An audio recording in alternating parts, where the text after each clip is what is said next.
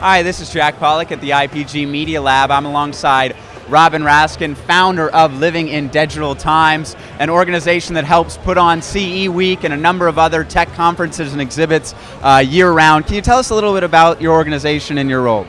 Sure. So from the very beginning, we envision living in digital times, meaning like, let's solve a problem. Like gear and gadgets is fine, but let's move the industry forward because of a need, not because of just cool things. So one of the biggest shows that we do is digital health. We think that between Obamacare and between the internet, little tiny sensors, and the extremely high cost of medicine and the aging population, you've got this tsunami going on where it is the perfect storm for major innovation.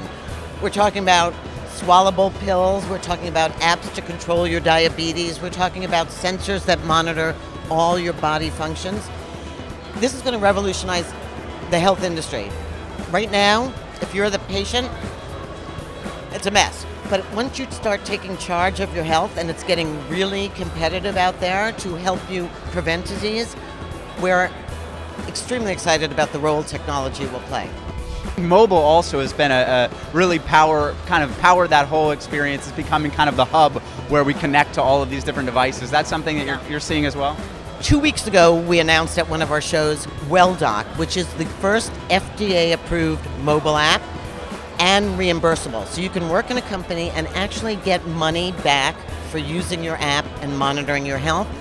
So we're talking about fundamental change. And on the other side, the other interesting thing is, yes, I'm monitoring my personal body, but you out there are monitoring the entire body of humans wearing the Fitbit. They knew that the lighting on the Nike Fuel Band was wrong because of feedback from people. They couldn't read it at night.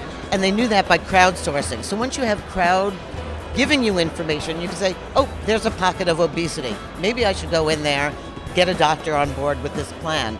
So big data on the back end will help us fuel amazing changes as well. How do you spot these trends? How do you put all these companies together? It's probably an exhaustive process, but can you talk a little bit about that?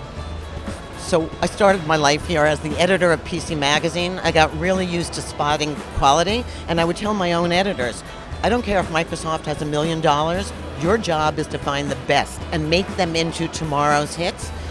And you just had a cane on. That's a perfect example. I mean, this guy's got 2 dimes, but has a vision of what mobility should be like as you age. So we look for great products, 1. 2 is we like to tell a story about them. Unless you understand viscerally what this means to you, it doesn't mean anything to you. So our fashion exhibit, which has some health in it, is the perfect example. Fashion is personalized because of tech. We have dresses that change color if they're wet. We have things that get cooler. We have things that are motion controlled. This whole idea of technology being a personal experience is part of our storyline and everything that we look for, including digital health. Anybody of your listeners who goes to Walgreens or CVS now knows, you use your app to renew your prescription, you scan your barcode, you use your smartphone. You can imagine in the very near future, your primary care physician just may be in your drugstore or in your Ford, which is here on the show floor too, telling you if you're sleepy or your sugar's getting too low. I mean, it's kind of like wacky. Absolutely. All right, well, thank you so much, Robin. For more news like this, check back at ipglab.com.